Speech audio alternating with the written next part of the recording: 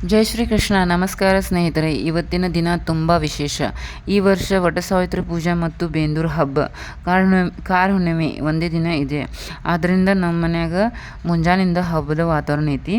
ಮೊದಲು ಮನೆಯನ್ನು ಸ್ವಚ್ಛ ಮಾಡ್ತೀವಿ ಮತ್ತು ಪೂಜೆಗೆ ಬೇಕಾದ ಎಲ್ಲ ತಯಾರನ್ನು ಮಾಡ್ತೀವಿ. ನಂತರ ವಟಸಾವಿತ್ರಿ ಪೂಜೆಗೆ ಹೋಗ್ತೀವಿ. ಅದು ಯಾಕೆ ಮಾಡ್ತಾರಂದ್ರೆ, ಹಿಂದೆ ಸಾವಿತ್ರಿ ಎಂಬ ಪತಿವ್ರತೆ ಮಹಿಳೆ ಇದ್ದಳು. ಅವಳು ಸತ್ಯವಾನ ಎಂಬ ರಾಜ್ಕುಮಾರನ ಮದುವೆಯಾಗಿರ್ತಾಳೆ. ಸತ್ಯವಾನ ಅಲ್ಪ ಆಯುಷ್ಯದ ತಿಳಿದಿದ್ರು ಸಾವಿತ್ರಿ ತನ್ನ ಪ್ರೀತಿ ಮತ್ತು ನಂಬಿಕೆ ಬಿಡ್ತಿರಂಗಿಲ್ಲ.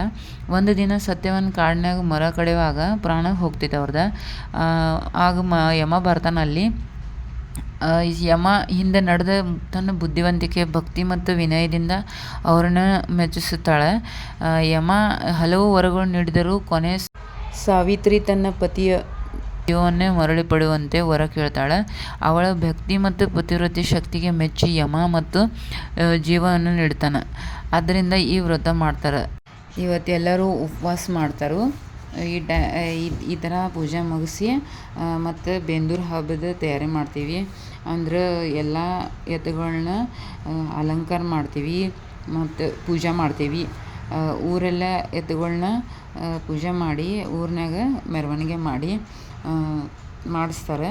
ಅಂತ ಕರಿ ಹರಿದೈತೆ ಅಂತಾರಲ್ಲ, ಅದು ಈ ಥರ ತಯಾರು ಮಾಡೋದನ್ನ ಓಡಿಸ್ತಾರೆ. ತುಂಬ ಅದ್ದೂರಿಯಾಗಿ ಮಾಡ್ತಾರೆ ನಮ್ಮಲ್ಲಿ ಈ ಕಾರ್ಯಕ್ರಮನ. ಮತ್ತು ಆವತ್ತು ಹೋಳಿಗೆ ನೈವೇದ್ಯ ತೋರಿಸೋದಿರ್ತೈತಿ. ಮತ್ತು ಮರುದಿನ ಅದು ಉಪವಾಸ ಮುಗಿಸಿ ದಪಾಟೆ ಮಾಡೋದಿರ್ತೈತಿ. ಇಂತಹ ನಮ್ಮ ಸಂಪ್ರದಾಯ ಮತ್ತು ಸಂಸ್ಕೃತಿಯನ್ನು ಮುಂದಿನ ಪೀಳಿಗೆಗೂ ಉಳಿಸಿಕೊಂಡು ಹೋಗುವುದು ನಮ್ಮೆಲ್ಲರ ಜವಾಬ್ದಾರಿ.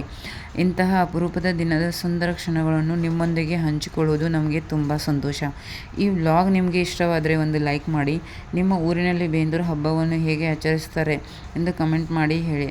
ಇಂತಹ ಗ್ರಾಮೀಣ ಜೀವನ, ಹಬ್ಬಗಳು ಮತ್ತು ವ್ಲಾಗ್ಗಳನ್ನು ನೋಡಲು ಚಾನಲನ್ನು ಸಬ್ಸ್ಕ್ರೈಬ್ ಮಾಡಿ. ಮತ್ತೆ ಸಿಗೋಣ ನೆಕ್ಸ್ಟ್ ವ್ಲಾಗ್ನಲ್ಲಿ. ಅಲ್ಲಿವರೆಗೆ ರಾಧೆ ರಾಧೆ.